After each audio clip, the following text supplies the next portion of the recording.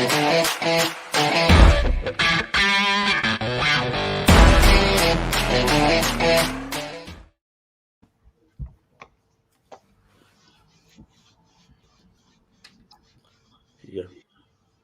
You're on mute, Adam.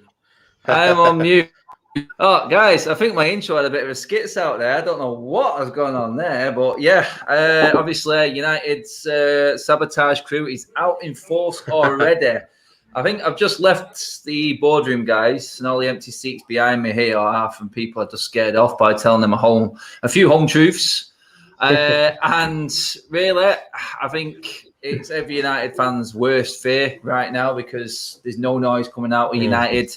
I think this, honestly, is probably the one time where I feel like the whole fan base is on the same page, and we'll get into that in a minute. Obviously, me and Saeed and Keane, we're all there at the game yesterday, and I think from what I've seen, I'll get the other guys' opinions, everyone is going down the same sort of road right now.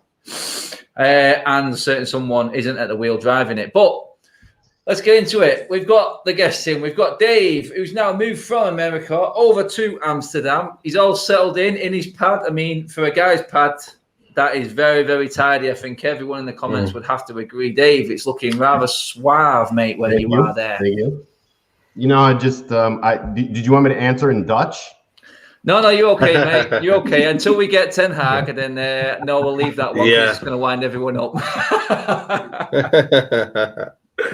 Oh, gosh. Saeed's in there with us, mate. We'll get into it in a minute, pal. But have you managed to grind your way through the Sunday, mate? Yeah, man. It's been all right one today. I've just kind of like seen other results. I'm looking for Watford to get a result at Arsenal. Didn't happen.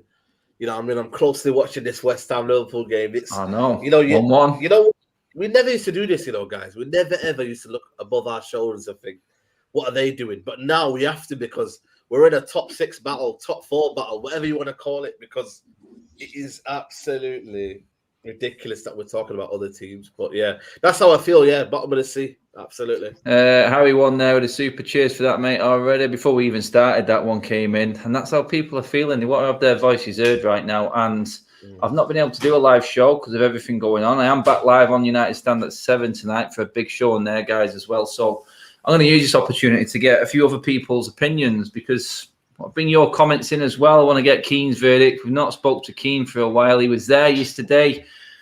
A lot of money, a lot of expense travelling around, Keane, for you to get to Old Trafford. And I've seen you a few times outside the stadium now, mate, on match days. And, mate, I've never looked at a more dejected figure than you after a game at the moment, mate. It's been painful, Keane, hasn't it?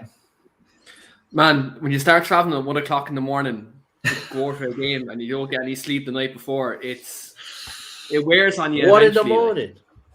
Yeah, 1 in the morning. Wow, yeah. Man.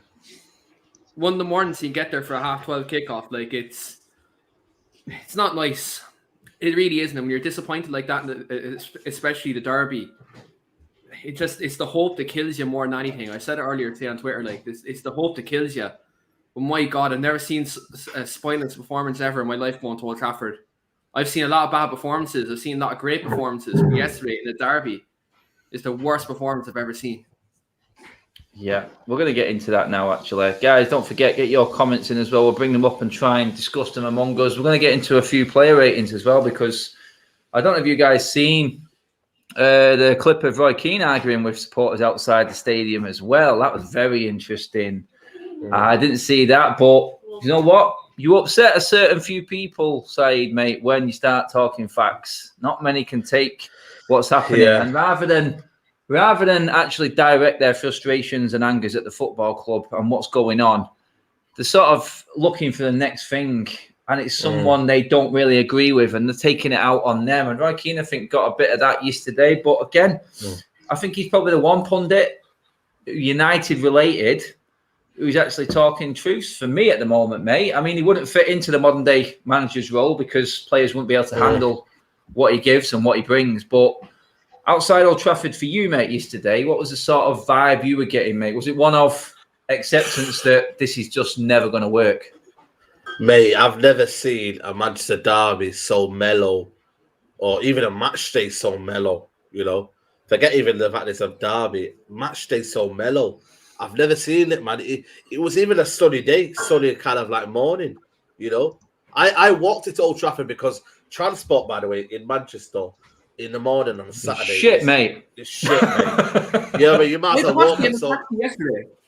I was on the way to the pub in a taxi. Yeah, literally. And I thought, you know what, I'm just going to walk it. Half an hour walk from my house. I thought, walk getting your steps down. inside, mate. Yeah, that's it. I thought, get my steps in. You know, any negative thoughts I've got in my mind, I said to myself, clear my mind, derby day. You know, let's get the win, whatever. You know what I mean? Let's get some kind of... It makes sense now, mate, actually, why your Instagram story has so many stories on it, because you had that long walk, and it was like... Yeah, exactly. It was step-by-step Saeed's day yesterday. Step by step. I thought, why not, man? And yeah, man, I'm just so glum, mate. You know what I mean? Nobody was really kind of like talking to each other. You know, I came over to Adam and I said to him, what's the scoreline? And he said to me 2-0.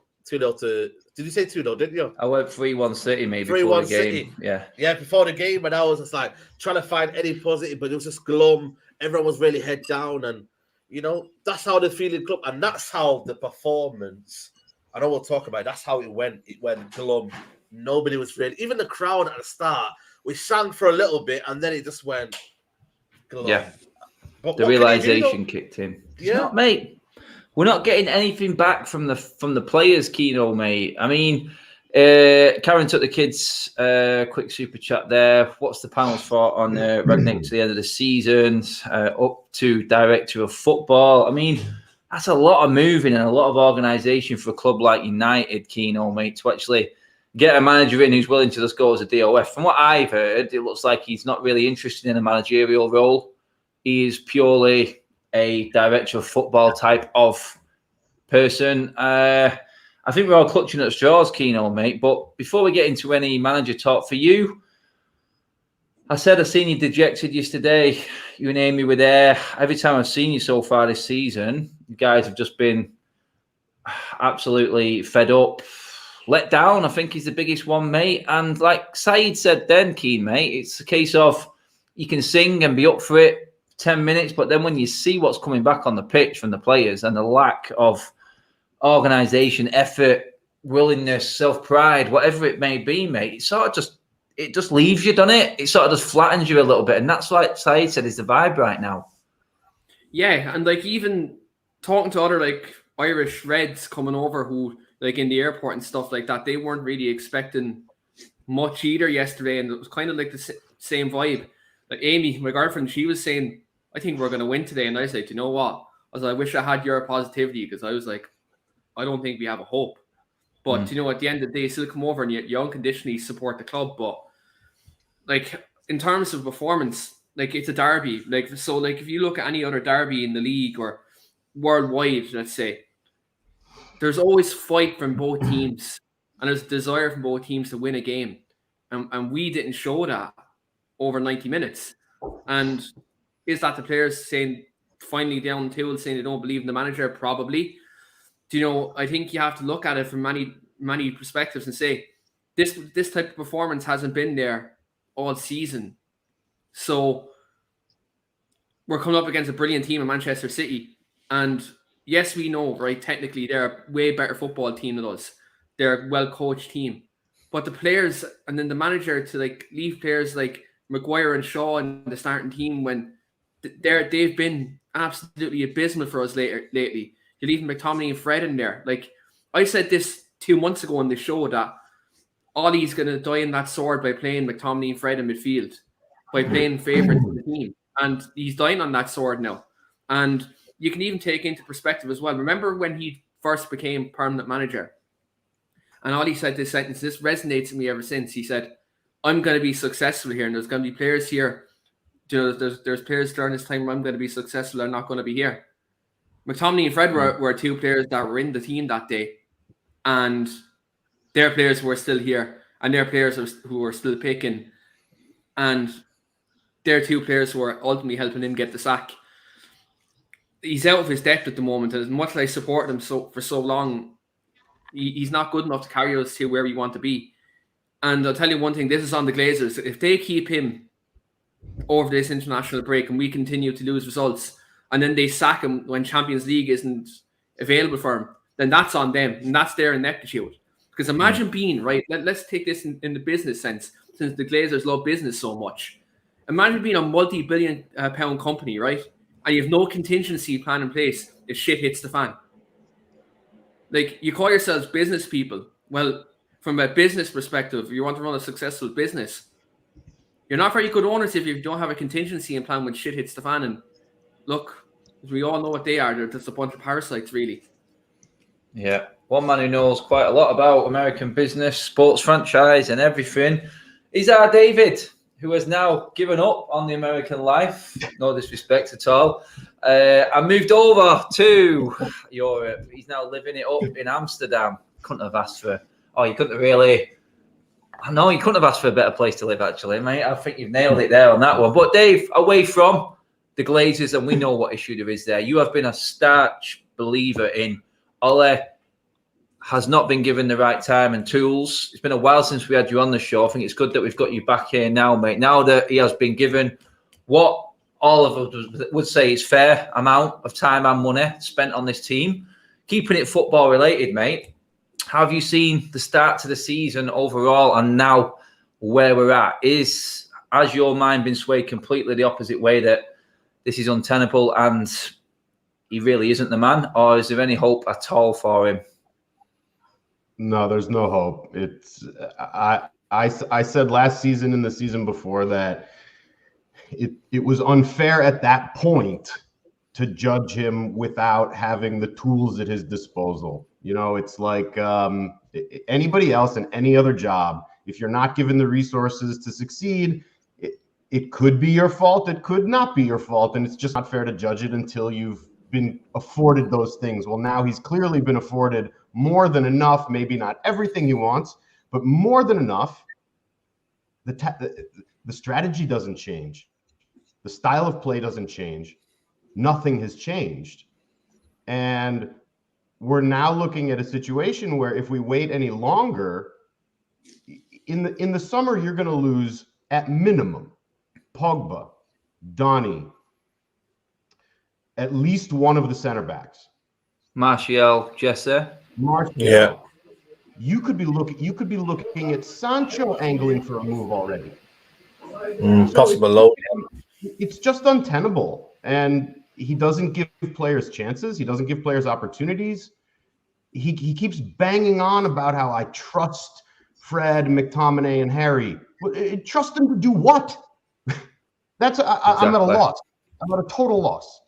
Trusts into getting him to a position which is worse than where he was last season.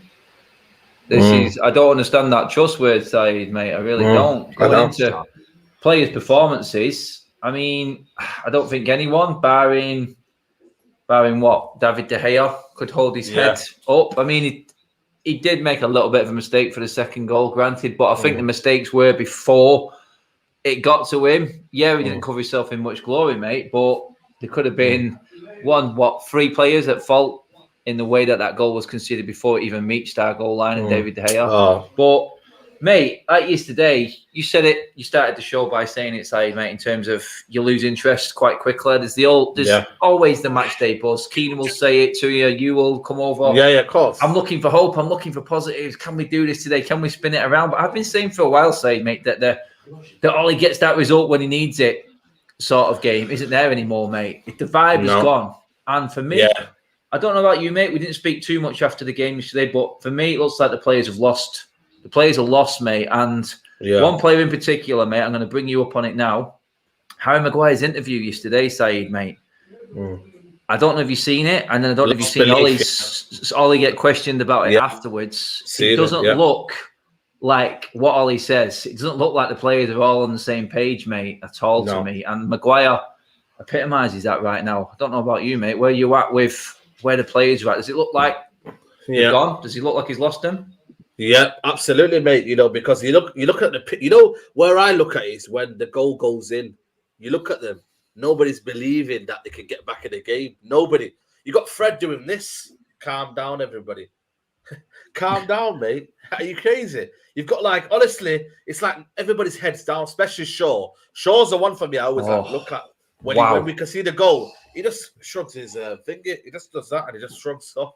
And it's like everything's okay. When you've literally, it's been your fault for that second goal, mate. You know, you weren't concentrating. You thought the ball was going to go out. You never do that in football. That's one thing you know. You have to play to the whistle, you know? And he's waiting for the ball to go out. And I'm like, come on, Shaw. But you know what starts me the most is that Ole Gunnar Solskjaer sends Mike Phelan out to give orders. And I'm like, Mike Phelan is not a coach. The only thing Mike Phelan does is tell everyone to stay in shape, or he might tell the young ones like Greenwood to go and run or track back, or he might tell kind of, what's his name, Wan-Bissaka to tuck in more. He doesn't tell anyone else, by the way, because he knows he hasn't got the tactical nous to do it to, say, Bruno or to, say, I don't know, Ronaldo or something like that. You know, it doesn't. You've got the players playing in midfield. I'm seeing Mason Greenwood playing in midfield. I cannot believe it. And Mason Greenwood does not want to play in midfield. Honestly, Mason Greenwood, yeah, like there's a few problems I have with him. And for me, I don't know, a better coach might fix that. Is that when he doesn't look bothered, I'll tell you what, mate, he doesn't look bothered because he does his, you know, these little shoulder little runs. And I'm like, where's the coach telling him, come out, mate, press the defender. He's got Ronaldo pressing on his own. And then I'm like, Greenwood, come on then. Bruno, come on then. And it's like one-man presses are going to work. But again, have the players lost interest? I talked about three-star football 2 years ago when I said there isn't a coherent plan. There isn't kind of like players willing to listen to a manager and willing to listen to what the manager's doing. I never, ever, I've been watching Old Trafford, yeah, since Ole Gunnar Solskjaer has been here, where the players have in-game management. I've listened to Ole Gunnar Solskjaer and it's worked. I've never seen it, man. And that's why people say individual brilliance, because one player comes out of nowhere and you know what? He kind of like does something out of nothing. But when you've got Ole Gunnar Solskjaer, you're thinking, right, when does he come out of his touchline and we change our shape? In that Manchester derby, I tell you what, we could have been there for another 120 minutes, 180 minutes. And I tell you what, we'll never, ever look like scoring. And that's a problem. When you know you're never going to look like scoring, that's when, for me, that you kind of lose hope. Because that Greenwood one, it was Ronaldo's shot, good shot. But when I looked at it, it was a comfortable save. Greenwood should have scored. But again, we're waiting for that moment again. So it's a difficult one. But for me, it's just, I think they've lost interest. And I think they're lacking leadership. I talked about unsupervised yesterday. They are really unsupervised. They're out there. They're just playing within themselves, really. They said yesterday, Keane, mate, the worst thing about the 12:30 kickoff, not only the fact that we're crap at them, but you have to go through the whole weekend then watching everyone else. It's like people will be watching Arsenal grind out a 1-0 home win against Watford. And yeah, may not be fantastic, but they got the result, mate. Arsenal have now won more games than us this season, mate, and are ahead of us in the league. We were laughing at them only 2 months ago, mate. Now we've turned into the banter club. Opposite fans singing our songs, winding us up. Yesterday, mate, before the game, we were all talking, you know what? How are we going to turn this around? Can we turn this around? Who's he going to play? That was the biggest question, mate. Who's he going to put in his team here? How's he going to approach this? And it just, to me, Keane, looks like he's just throwing in players that haven't played a certain amount of games in a certain position, i.e. Greenwood. Greenwood this week, he can go up front. We'll try him for this week. Let's just see how that works, mate. Organisation is non-existent at all, mate. On the pitch and off the pitch, it just seems like there's no direction at all with these players right now. Nearly every person talking to me today, Keane, was saying exactly the same thing, mate. Yeah, Greenwood, I think, is a prime example of a lost player. A quality player that everyone knows has got something, has completely lost it right now, mate. And that has to be down to the coaching. It has to be down. No matter what you watched yesterday, Keane, the pundits, nearly everyone was going in on Greenwood and his lack of pressing, like Saeed said, mate. And we had to watch it all, mate. Half 12 kickoff, we have the 12:30 pundits. Then you've got the 3 o'clock pundits, the 5 o'clocks, the 8 o'clocks, the match of the day pundits. All had one common theme, mate, and that was City's work rate absolutely smashed United to pieces. It wasn't so much the style of play, mate. The work rate isn't even there, Keane.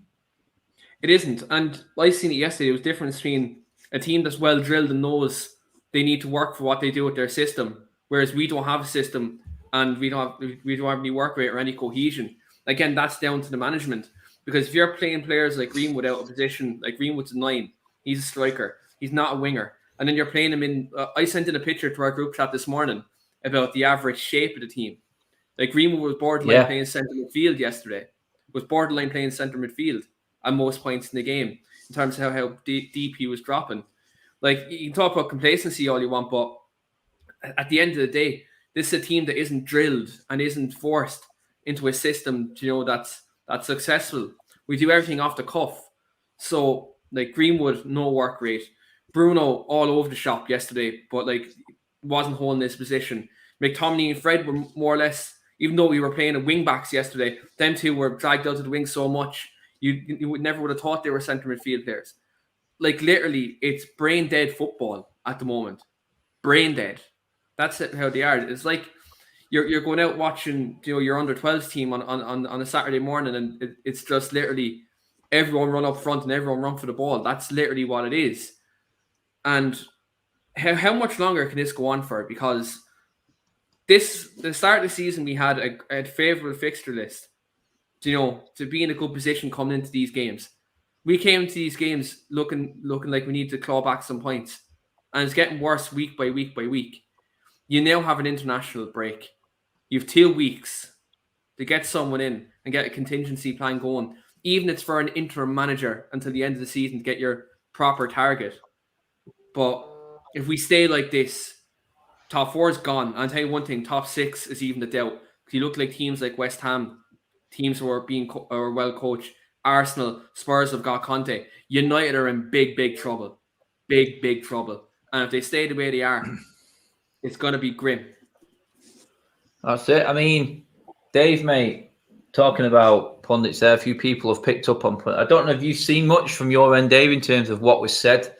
And like I said, we get to analyse everything after an early kickoff, so we get to hear everyone's view. Gary Neville just spouting out the same old shit, basically. Sorry about the language, people, but that's just how I'm feeling at the moment with him. I've lost all respect for this man, Dave, completely. In fact, I can't believe I'm saying that Michael Owen was talking more sense than Gary Neville yesterday. I thought, I don't like Michael Owen. I'm going to hold my hands up and say it, but what he said yesterday, it hit the nail on the head for me, mate. It really did. It says, come in, make your mark as a manager. It weans out the players that aren't good enough if you stick to a system. If you stick to that system and the players aren't working in it, it weans out the weak players that can't play in it. But you stick to your philosophy. You don't change it. And what he said was quite factual and on the point more was, all United do is put other players in to cover up the flaws of other certain players, i.e., the favourites, mate. And that is fundamentally the biggest issue with this team selection under Ollie right now. Do you not agree, Dave? No, I completely agree. I did have a chance to hear Michael Owen's thoughts. I missed most of Gary Neville's thoughts. Don't worry, mate. You didn't miss anything. I saw in the comments, I saw Micah Richards' thoughts. For me... Micah as well, yeah. Yeah. For me, yesterday was so toothless. I mean, the team selection was toothless. They threw up the white flag before the kickoff. So to see the performance like that actually wasn't much of a surprise. I feel like the dressing room's gone. And maybe it wasn't 2 weeks ago for Liverpool. It's gone now. Exactly, mate. Exactly. I just want to touch on Adam's comments here, mate. The shirt that Keane's wearing isn't from Manchester United, by the way, mate. None of the shirts that you'll see on this channel or anyone who comes on this channel actually bought from Manchester United. They were just sent to us by an anonymous source in the post, and that's all I'll say on that. But they're definitely not from the megastore, mate. I can guarantee you that. In terms of boycotting games, this will not work because all the Glazers actually want is, and no disrespect, they want the foreign fans in. because they're the ones That's who what they don't spend get. more on the day. They want the American-style franchise in at Old Absolutely. Trafford. So if we left, they would get more people in who spent more money, mate. And that is the problem, mate. So if we left, there'd be no one to walk out. Even match day revenue doesn't measure up to sponsorships and all that crack anyway. Oh. So, like, they were still making their money last year when we were in the lockdown. So people can talk about people who go to matches like yourself, Saeed, myself, or whatever. But that's not even as much money, that they make off sponsorships and television money and all that crack. So you can talk about me having a knockoff jersey here, and you can talk about us going to games, but that's minuscule compared to the club make off sponsorship and all that stuff. That's it. I mean, Saeed, mate, there's a reason why United have been on at half 12 3 times this season. Exactly. So the whole world can laugh at us. That's how I see it. It's like Sky have got it nailed. BT, whoever it is, I don't watch them because I'm obviously at the games. But whoever it is who's got the early morning kickoffs and put United on, it appeases the whole world, and that's where the money's coming in. You know what I mean? Everyone's watching this game, and right now United are big news because it's failing. And they're even making money off being shit. It's absolutely mental. This is what businessmen do. But, I mean, I'm going to get into some of the players now. We've talked over pretty much everything that we can in terms of where we go from here. Oh, quickly, though, just before we move on, Saeed, mate. I mean, I put it out on my Instagram before about Brendan Rodgers. The story about him verbally agreeing a deal, people don't look anything into that. That is complete false news, by the way. Yeah, that's a nothing story, so don't get too excited about that. If you are excited, because most of the fans said, nah, forget it, to me, Saeed, mate. I mean, Rodgers, is that a downgrade? I mean, not an Ollie, obviously, but for United. No, not an Ollie, yeah. Should we be looking higher? Absolutely higher. I'm looking towards more Ralph Ragnick to the end of the season. And then, I know it's a lot of you like that idea? I like that idea better. Him coming to the end of the season, and then him becoming a DOF, and then he brings in Ten Hag. That would be my ideal choice. Brendan Rodgers, I respect him. I really, really do. I think he's done a lot. Even when he was Liverpool, he nearly won the league if it wasn't for that Gerrard slip.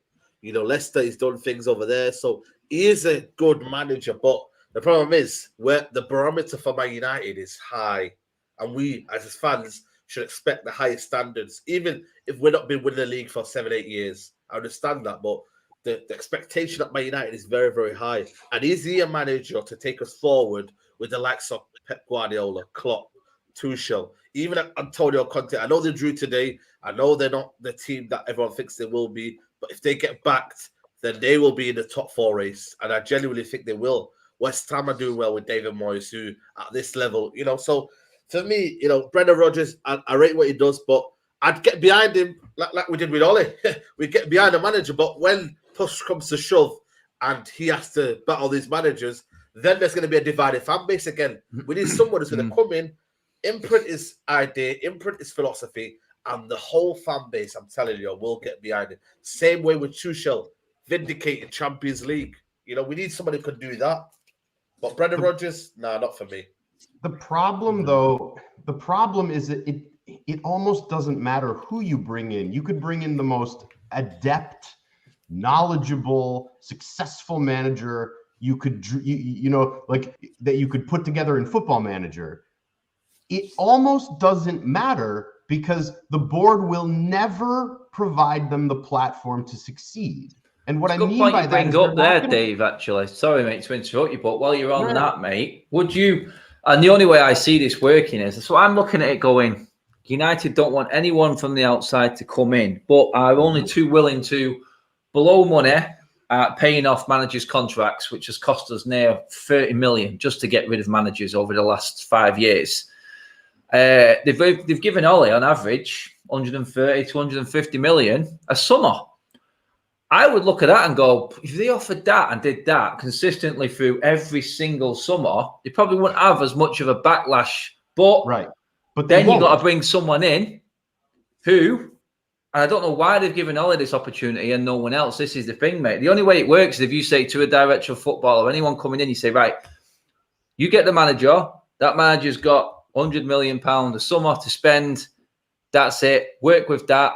and let's just make this happen. It's the only way it works. Whether 100 million a year is good enough, I don't know. But what I would see as a director of football coming in would be someone who wanted to overhaul the youth system, someone who wanted to bring in the loan system to suit loan players going out into a style that manager, that director of football has brought in, is working on. They would send them to a similar club somewhere where they're learning that style of football. This is what the structure of United does not have. And for me, Dave, knowing what the Glazers are like, you above anyone else know this, the ins and outs of all of this. They're not going anywhere. How does it work with a director of football at all with the Glazers in charge? This is the problem. They'll never put one in place. At least they'll never put a proper one in place, because putting a proper director of football in place means overhauling the things that they refuse to overhaul. They just are not, they're not in for that. That's the main problem here. And I said this even last year.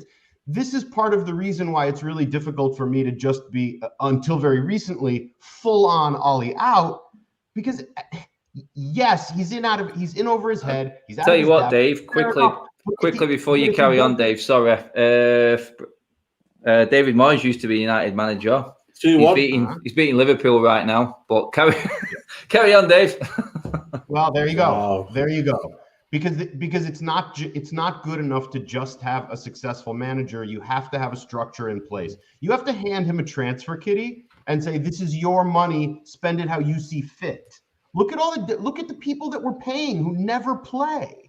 The Glazers, we all sit around and we talk about how the Glazers want to make money. And yes, they're making a ton of money off of this football club, but it's not like they're even smart about it. They're paying how much? They're paying Phil Jones how much money every week, and he sits there and does what? They wouldn't let Bailly leave this summer. They made Twanzebe sign a contract and then loan him out. They keep paying Donnie and they don't play him. They pay Lingard and force him to stay and say, "Oh no, you're going to get game time. You stay." It's just wasteful. And I don't think that you're going to solve that with a better manager. The football might improve, but you're still in a situation where it's Ed Woodward or someone like him is making the decisions and taking them to the manager and saying, "Okay, well, here's your options. Which one of these players do you like?" That's not the way this is supposed to work. But it will continue to work like that until something major changes, and the Glazers are just not in for major change. That's the sad truth. Yeah, I mean, Keen, mate, can you see how a DOF would work at Manchester United? Not under this current ownership, no way. They just want yes men and investment bankers running the football side of things. It's either there's a way around it, Keno. We're just absolutely effed as a football club, mate. There's got to be something in the middle somewhere, mate. Because if United fall out of relevance and aren't competing at the high table, then we're going to suffer. But in the long run, that's the only way that the Glazers are going to go if the big sponsorship deals start going down, because we're not in the best competitions or at the high table in football. But, mate, surely that at the moment for them, you would think, comes down to the manager. They've given him everything, and he can't keep them up there competing. So from now, you see where the issue is. But long term, there has to be some form of structure. Like Dave says, he can't see it. Do you see any way of it working with the Glazers at all? Is there a medium? The medium for the Glazers is they'd get their manager competent enough to get them into the top four. After that, they don't give a shit. To be brutally honest about it, they don't. Why is Ollie still in a job? Because he got in top four the last few years. Yeah, simple as that. literally. He got in top four the last few years. When top four becomes unachievable, then he goes. Like that's what it is. I'm sorry to interrupt, but there's another component to that too, because they're used to running American sports teams, and in American sports teams, you just say, "Oh well, we didn't make the playoffs this year. We'll try next year." That's the mentality, and they still don't have their head wrapped around how European football works. That's a Super League mentality. Super League, yeah. Exactly. They probably think that we're still in it, the Super League, and that's why probably they. Yeah, secretly, the Glazers are praying that Juventus, Barcelona, and Real Madrid win their battle, because they'll be jumping straight back. They're the biggest flip-flops of all, the Glazers. They'll be jumping straight back on that gravy train if that happens. Yeah, unfortunately, that's it, guys. Okay, that's the Glazers. Enough about them. West Ham are 6 points 6 points ahead of us. Arsenal are 3 points ahead of us as it stands. We're 5 points off the top four right now. There's no arguing about it in any way, shape, or form that this is crap. Everyone who's saying that Ollie isn't fit enough for the job, I think he's right. Anyone who says he is and needs more time are deluded. Because at the end of the day, we needed progression on second in the league. And we're talking about scraping top four. That on its own isn't enough for me. Exactly. That's the bigger picture. Yeah, that's it. He's nowhere near where we all expected him to be. Never mind what we're dealing with now. And all of a sudden, the bar's been moved again. And top four's relevant. Shut up. Shut up. Let's not forget the expectations and the standards we set at the start of the season, because everyone said the same. Even people working on MUTV said exactly that. And for them, we'll see at the end of the season, won't we? We'll see how certain members of that MUTV crew and cast actually react to where this season finishes. But let's just go through a player rating just for the fun of it, guys, because these players are shocking as well as Ole Gunnar Solskjaer right now. At least give the fans something back and give us a bit of fight. Saeed, I'm going to start with you, mate. I'm going to give you the easy one. David De Gea. Let's rate Dave yesterday. Our player of the season, mate. Let's be honest. Yeah, easily. Again, what did I say? A month or LVG, two ago? LVG era, mate. 2 weeks ago. LVG era, mate, and that's what it feels like, man. David De Gea, I thought, mate, the amount of saves he made. I think a lot of people have realised, the save from Lindelof's nearly on goal. That for me was a crucial save. Yeah. The one for me was a Jesus one. I thought that was in. I went, that's goal. And the next thing you know, he just somehow flicked it over. And the one where he should have saved it, I get it. But again, David De Gea, he does them. And I've seen him do that time and time throughout his career. But for me in that game, I've got to give him a 7. You know what I mean? You know what? I'm going to give him an 8 because I know people say he made a mistake, but that game could have been 5 or 6 if it wasn't for him. So I would give him an 8. And it sounds bad because he made a mistake, but for me, he kept us in it. He made it a respectable scoreline for Ollie, not for the fans, for Ollie. Yeah. Keno, coming to you next, mate. Aaron Wan-Bissaka was in for a ton of criticism from all the pundits and breakdowns yesterday after the game. And you know what? I look at it. He's playing alongside Bailly for the first time in a back five. Was that the right time to test out that system? I mean, Ollie's clutching at straws at the moment, but Wan-Bissaka looked like a lamb to the slaughter to me, mate. Thought Foden had him on toast. He made a couple of last-ditch tackles, mate, but other than that, positional sense, he struggled for me, mate. What do you reckon, Keane? Yeah, he got absolutely tore a new one by Phil Foden yesterday, didn't he? Like Foden 3-1 to West Ham. Oh, brilliant!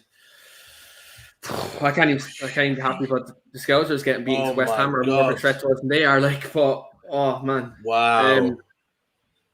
Yeah, look, Foden had him on toast. I thought Foden was actually outstanding yesterday, to be fair.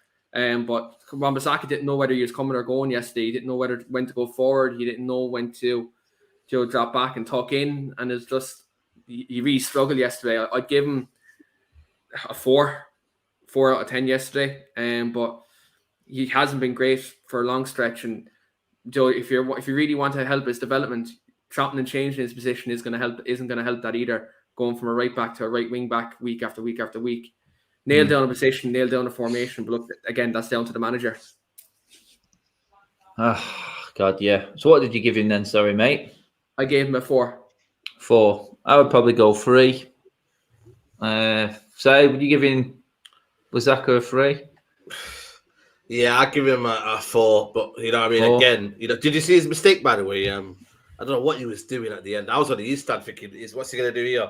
And then he makes a mistake, and then he literally gives the ball to Foden. But yeah, again, it's just kind of lackadaisical. You know what I mean? I just don't know. When we've got a right back that's like 5th choice for England, I don't know. It's never sat with me that it feels weird. I just don't know what we're doing. But yeah, 4. Dave, rate me on Luke Shaw, mate. What would you give Wan-Bissaka just beforehand, Dave, mate? I'll join the boys and give Wan-Bissaka a 4. Luke Shaw, not much different. I think Luke Shaw has been alongside Harry Maguire, the biggest disappointment of the season. Luke Shaw. And he played so well for England in the summer. So well. Ridiculous, man. Part of it, this is what I mean, guys. Like, let's be really real here. Yesterday was, to me, it was a clear sign that the players are just not there anymore. They're just not bothered, and they're not even going to bother putting in a shift for this guy anymore. They're just not going to. That's what happened. Yeah, let's move it on. It's pointless even asking anyone else on that one. But Saeed, mate, sorry, it's fallen on you, this one. Slabhead, mate. Harry Beckenbauer. 1. Oh, there's a 1 in the house. There's a 1. Yeah, honestly, mate. Positionally, yeah, man. Just he's literally he should be out of the team. And Bailly is the only reason, because he scored that on goal, was the only reason why he was subbed off first. That was shocking, mate, wasn't it? That was shocking. By the way, whipping boy, mate. You know, and I thought Bailly had a few good moments where he played the ball out from the back, and you see that one where he tried to do a little drive and run. You know, he did something. You know what I mean? I know it's not when we're clutching at straws here, but mate, Harry Maguire, I don't know what's happened to him, mate. But yeah, man, 1. I give him a 1 just for his comments yesterday as well after the game. Yeah. That's it. Lindelof, Keno, mate. 3. No. Playing a player when he's injured, again, what is the manager doing playing him when he's not fit, carrying knocks? Again, dodgy, unassured. Oh, man. Funny how the manager rolls into all these player individual performances as well and has a say on this, innit? Because Lindelof has not, well, he wasn't ready, clearly. Ollie said he's going to give him a chance to say if he's fit or not, which is a ridiculous statement on its own. I don't know if you guys seen the story about Marcus Rashford as well. Yeah, how he wasn't well. Ollie played him against Atalanta. Oh my God! He was ill on the flight back, right? Yeah. Oh my God! I mean, he's not trained for 2 days, and he's the first one off the bench. Where's Martial in this, mate? This is where I think it's gone for Ollie, because if you're a United player, and Martial would have been there, Martial would have known the issues with Rashford. Probably even Sancho. You know what I mean? Sancho would have known, because in the second half we had forwards, didn't we? Literally, and I'm looking at Sancho now going, as Sancho or Martial looking now and going, even when Rashford's on his ass, he's going to get picked ahead of me. I know Sancho came on, but even in his head, he's thinking, I've just come on here because in Europe we had 4 and 5 substitutes to make. Yeah. And literally he's brought me on now in a game just to appease everyone so he doesn't get more criticism. In a game you're 2-0 down against one of the best teams in the world where I can't do anything. This is where I think Ollie's lost it. This is the biggest problem of all. And I said this after the Tottenham game. I said, I don't see how he's going to appease these players. And more often than not, when a good team comes around, the players aren't going to have his back. And that looked that way to me. Lindelof, like Keane said there, it was another one who wasn't ready, Saeed, mate, but he's in. He's in, yeah. And this is a player who hasn't trained, but Eric Bailly, fully fit. The same man that saved Ollie's ass in a job, I think, by his performance against Atalanta, single-handedly kept us in. I know Ronaldo had his say, but Bailly basically kept Ollie in a job in a week, and he's the first one to go, mate. It's a disgrace. Yeah. It's typical Ollie, innit? Typical favourites, innit? You know what I mean? And Lindelof looked dodgy the whole game, mate, trying to play out from the back, man. Honestly, Lindelof, what does he think he is, man? Like, stop this playing out from the back.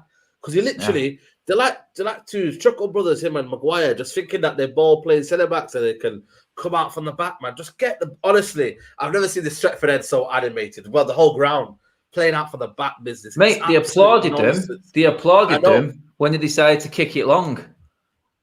The irony in everything now about this football club and what happens in these games is just off the scale. Yeah, literally the fans are coaching the team. I'm not even kidding you guys. The fans are coaching the team. They're telling them, "Come on, quicker!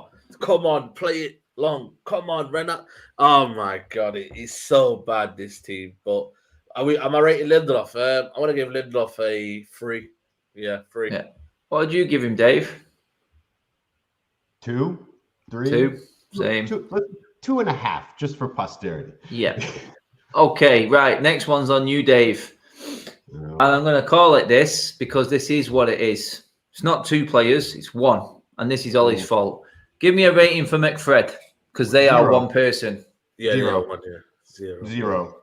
0. Keane, hat trick. 0. Yeah. I was going to give him 1 because they're on the pitch. No. Keane's tone right now epitomizes every single United fan. Yeah, it's a 0. He's flat, man. I feel for the guy. I really do. Dave, just talk to me about McFred, mate, because I mentioned there, I said, I can't even rate them as individuals anymore because they don't play unless they're together. And even when they're together, they're absolutely diabolical, mate. Oh, my God. Ollie's made 1 man out of 2. It drives me crazy. It really drives. I mean, you guys see in our group chat, every single time the lineup comes out, oh, here we go, McFred. And it drives me particularly crazy because, again, Ollie talks about, oh, well, I trust them. Well, trust them to do what? They run around a little bit.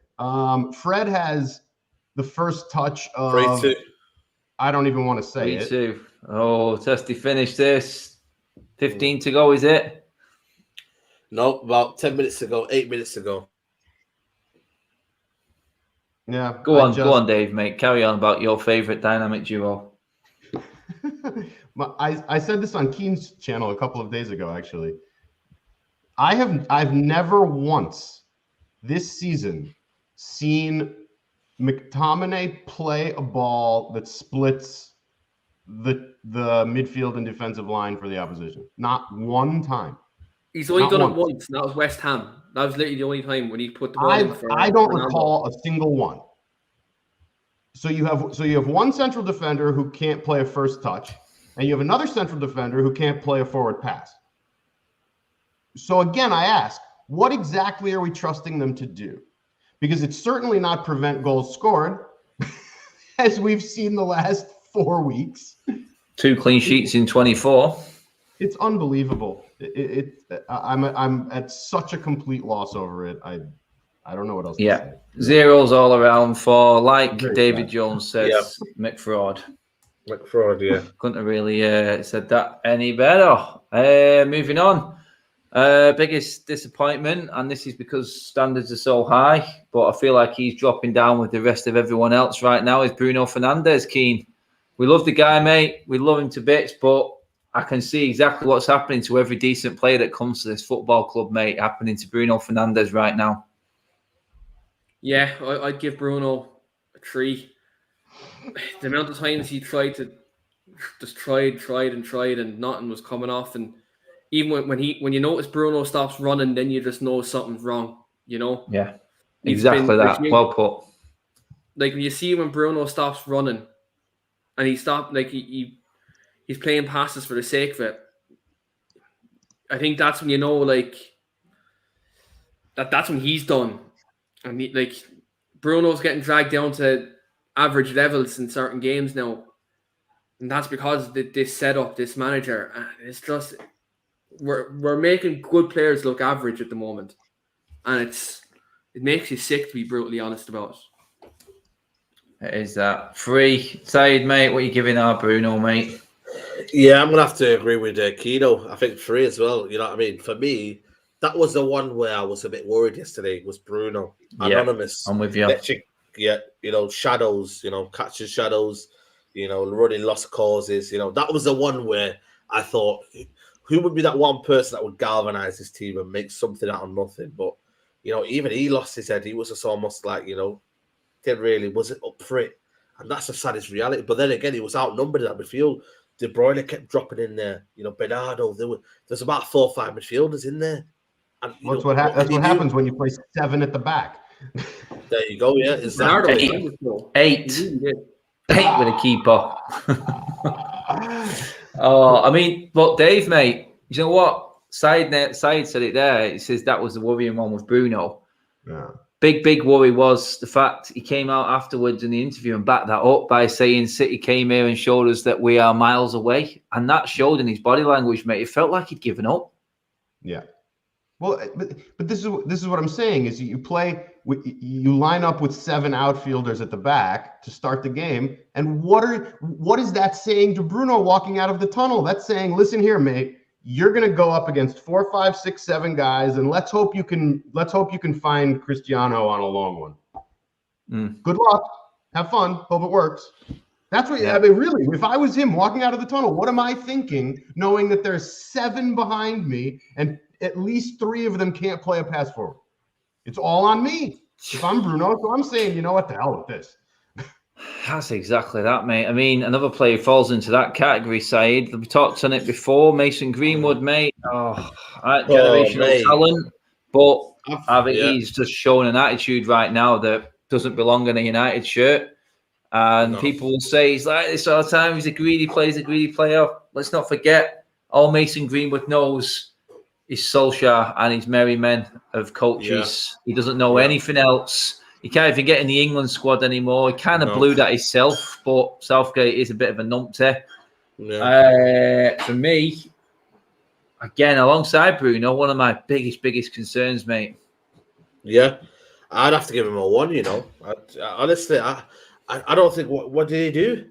I mean, I know it's not his fault, but, you know, he never broke the lines. He never helped Ronaldo up front, you know. But then again, he had nothing, but he didn't give anything as well. And he didn't look like he was up for it, man.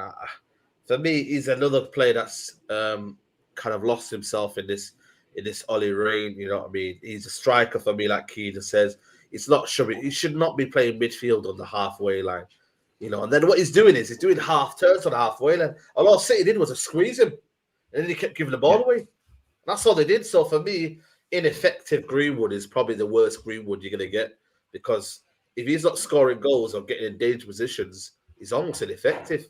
Yep. So that's why I would have maybe Martial, maybe to hold up the ball would have been better. But yeah, for me, 1. Keno, mate. Yeah, I'd be in agreement with Saeed. I'd give him a 1. Like, kept losing the ball. He didn't look bothered, and then he was dropping in almost into nearly a number 6 position at one stage. He's stagnating. Lost, mate. It's not there. Yeah, I feel you. Like, it really is. And you have a player like him who's, like, if you were playing an attacking system like a 4-3-3 or a 4-2-3-1 with progressive players, he thrives. Like, you've seen the progress Greenwood made towards the back end of last season and the start of this season. And then you just look at this rut that Solskjaer has us in, and he's playing in that type of position, and you're not maximising the potential that Greenwood has. It's disgraceful. But again, like, his work rate can be down to him as well. Like, if he's not applying himself in the game, that's on the player if they're not applying themselves. But when you're not giving them the system to try, that's also the other story. So I give him a 1, but look, the longer Solskjaer stays here, Greenwood's not going to develop any further, especially if you're playing 7-1-2. Oh, God. Dave, 7-1-2 formation, Marty Smith says, doesn't suit Greenwood. Do you agree? That's crazy. It's terrifying, guys. It's really terrifying. I love how everybody's always in the comments and on Twitter talking about, oh, we don't have a CDM, and you guys know how much I love Donny, and they won't even give him a run out and have a go at it. Meanwhile, let's not forget that while Donny may not be a natural CDM, he played CDM the entire season at Ajax before he came to United, because there was a gap between when Frankie de Jong went to Barcelona and when Donny came to United. And Donny played that entire season as a CDM, and they won the Dutch league that year. And you can talk about, the Dutch league, and that's fine. But he has at least 1 full year of experience playing that position successfully, and they won't even give him a run at it. It's absurd because they want to play McTominay. I just don't know what to say.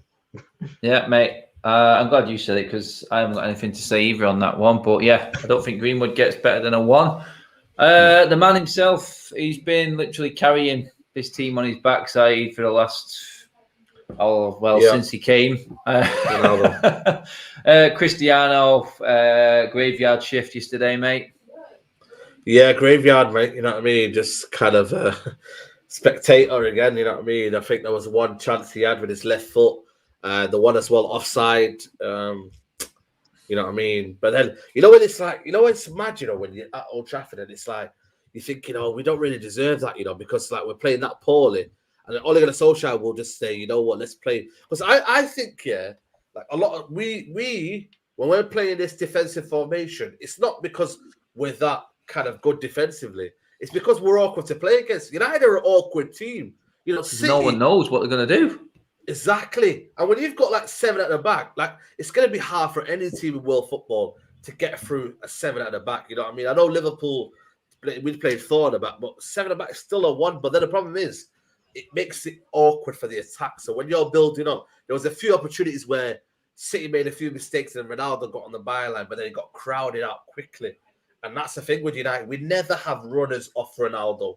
I don't understand it. You've got Ronaldo, you know it. Get runners off him, but like we said, what can you do that when you've got 7 at the back? When you realise it. McTominay and Fred never leave the halfway line. They're not runners in behind. McTominay's meant to be. McTominay's meant to be that box to box. Apparently, you know what I mean. Roy Keane, whatever they say. We not got that. Who else is out there? So yeah, for me, he gets. If I'm giving Greenwood a 1, then Ronaldo gets a 1 because he weren't even the game. Yeah, that's it. Keane, mate. What are you giving the man? I give him a 2. Because he was trying to run, he was trying to press, but when you're pressing on your own, there's no point, is there? Like he saved their skin so many times this season. That's why when I said I was on the United stand a couple of weeks ago, I say he's the greatest of all time. Because he's coming and still providing the business in the Premier League at 36 years of age, while Messi's stinking out over in League One, but that's another conversation. But yeah, I give him a 2. But if and when a better manager comes in this year with an attacking system, just watch this man score even more goals with the attacking talent we have. But let's hope the bastards upstairs pull their finger out and get rid of the manager. But won't happen probably. That's it, mate. And I think that's West Ham 1, isn't it? I don't know. I've got about 45 seconds left. Yeah, I'm just looking at it now. I'm on catch up here, but yeah. Well, what more can you say, really? West Ham showing us how it's supposed to be done. David Moyes. He's a good manager, isn't he? Might look at him. Yeah, do you know what? Someone put the tweet out and nailed it. It was the best tweet ever, wasn't it? It's like United would be looking at David Moyes as manager if he wasn't manager of Manchester United. Yeah, he wasn't manager of Manchester United, exactly. Oh, no. God. It just goes to show, doesn't it? It goes to show. I mean, guys, that is pretty much it. The show wrapped up there. I will be on the United stand at 7 o'clock. There was more talk on Brendan Rodgers, actually, so stay tuned for that. Obviously, it's going to be an interesting conversation as well. There's a lot more to come out of what's happened yesterday. So, guys, thanks for all the comments, all the super chats, as always. Don't forget to subscribe to these guys' socials. I'm just going to run through them now with them. Dave, give the people a shout-out to where they can catch you on your socials, mate.